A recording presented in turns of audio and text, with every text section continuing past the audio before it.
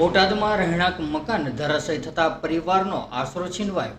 જો વાત કરવામાં આવે તો બોટાદ શહેરમાં ભાંભણ રોડ પર આવેલા અક્ષરવાડી 2 વિસ્તારમાં જૂના રહેણાંક મકાનના ઉપરના માળે બાંધકામ દરમિયાન અચાનક મકાન ધરાશયી થતા અફરાતફરી મચી જવા પામી હતી। ત્યારે મકાન ધરાશયી થયું ત્યારે 2 મજૂર સહિત કુલ 4 લોકો હાજર હતા। ત્યારે સદનસીબે તમામનો આબાદ બચાવ થયો છે। ત્યારે મકાન માલિક મહિલાને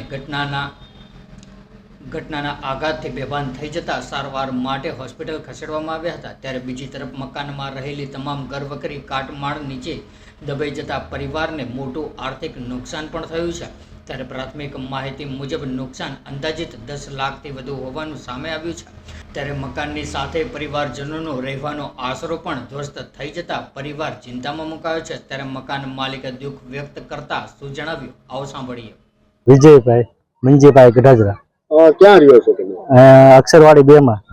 તમારું મકાન ધરાશાયી થયું છે, શું કારણે ધરાશાયી? અમારું કામ ચાલુ હતું મકાનનું, આજરું બેસી જ ગયું એક બાજુથી।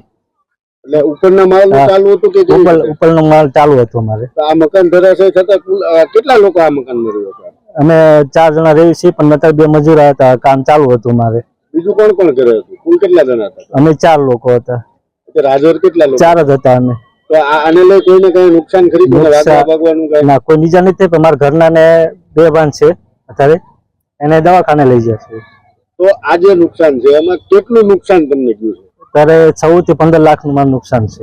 કેવા પ્રકારની નુકસાની આવી છે? હા, ધડોના કા કોઈ વસ્તુ નથી રહી। તો જે આ નુકસાન ગયું છે એને લઈ હવે તકલીફ કેટલી? હવે રહેવા માટેનું ઘર હતું એ તો છીનવાઈ ગયું, હવે તૂટી ગયું, તો હવે તમે ક્યાં રહેશો? હવે તો જોઈએ છે ક્યાં વિચાર હવે ભગવાન ઉપર ભરોસો રાખો।